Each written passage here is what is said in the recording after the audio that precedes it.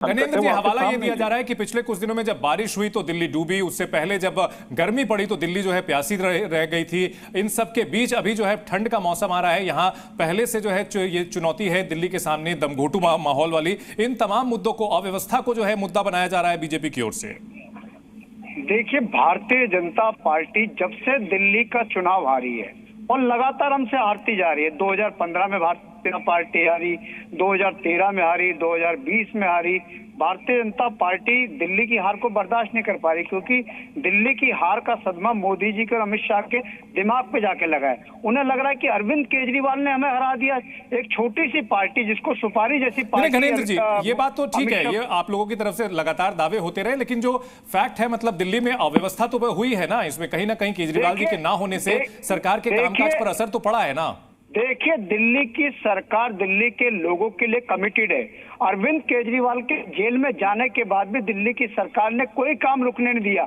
आज भी दिल्ली के अंदर फ्री बिजली, फ्री पानी मिल रहा है।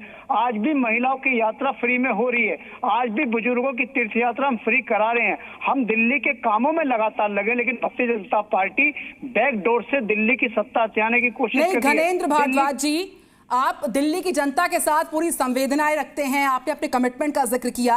वो संवेदनाएं और वो कमिटमेंट जो है दिल्ली की जनता के प्रति कहाँ जाता है? जब संकट से जूझ रही थी दिल्ली की जनता, चाहे पानी की समस्या हो, वाटर लॉगिंग की समस्या हो, बिजली के बिल की समस्या हो, तब आप कहाँ जाते हैं? अब संकट गहरा रहा है आपकी सरकार पर, तो आप खुलकर सामने आ रहे हैं और तमाम तरह की बातों का जिक्र कर रहे हैं। देखिए, मैं कह रहा हूं कि दिल्ली के लेफ्टिनेंट गवर्नर विनय सक्सेना की वजह से दिल्ली के अंदर ये समस्या आ रही है। जब से Bharatiya Janata party Delhi service bill लेके आई है, दिल्ली सर्विस बिल लाके दिल्ली के अफसरों को सीधा लेफ्टिनेंट गवर्नर के तहत बांध दिया गया है। लेफ्टिनेंट गवर्नर अफसरों को कहते हैं कि अगर आम आदमी पार्टी की सरकार के काम करे, अगर मंत्री की बात सुनी, अगर कैबिनेट की बात सुनी, तो तुम्हें ट्रांसफर कर देंगे, तुम्हें सस्पेंड कर देंगे, नौकरी से निकाल देंगे। इस तरीके से दिल्ली की ब्यूरोक्रेसी को डराया जा रहा है। दिल्ली के कामों को रोकने की साजिश भारतीय जनता पार्टी कर रही है। अब इन्हें लग रहा है कि अरविंद केजरीवाल को भेज दिया, मनीष सिसोदिया को जेल भेज दिया, संजय सिंह को जेल भेज दिया, सत्येंद्र जैन को जेल भेज दिया। सबको जेल भेजने के बाद भी दिल्ली में गणेंद्र जी, अब इस कदम पर आगे क्या आपकी पार्टी की ओर से कोई विरोध प्रदर्शन किया जाएगा? आगे क्या कदम उठाया जाएगा? इस कदम का जवाब देने के लिए कोई रणनीति है आप लोगों की अभी? देखिए, दिल्ली के लोग जवाब देंगे। भारतीय जनता पार्टी जिस तरीके से दिल्ली के लोगों के जनमत के साथ खिलवाड़ करी, जिस तरीके से दिल्ली के लोगों के मैंडेट का अपमान करी, दिल्ली के लोग जवाब देंगे। दिल्ली के लोग अरविंद केजरीवाल को पसंद करते हैं। अरविंद केजरीवाल की सरकार दिल्ली के लोगों ने बनाई है। गणेंद्र जी, लोगों ने किसी विनय, मैं आपके पास आऊंगी। सिरसा साहब हमारे साथ हैं। सिरसा जी, जिस तरीके से ये पूरे लेटर की बात सामने आई है और अब गृह मंत्रालय के पास ये चिट्ठी पहुंची है जो संवैधानिक संकट दिल्ली में गहरा सकता है, उस पर आप कह रही है कि देखिए, हम तो अपनी अकाउंटेबिलिटी से पल्ला झाड़ते हैं, दिल्ली की जनता डिसाइड करेगी। क्या कहिएगा आप?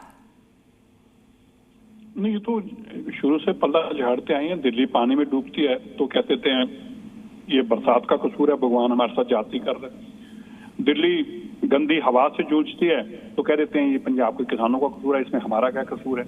दिल्ली के अंदर पानी भरने से, जल भराव से डेथ हो जाती है तो कहते हैं ये उनका कसूर है, जिनकी बिल्डिंग थी, इसमें हमारा क्या कसूर है। दिल्ली के अंदर अगर कोई सफाई करने के दौरान कोई बेचारा इसमें जो हमारा जल बोर्ड के कर्मचारी कोई मारा जाता है तो कहते हैं जी तो कर्मचारी का कसूर है, नीचे उतरा ही क्यों था ये नाले को साफ करने के लिए।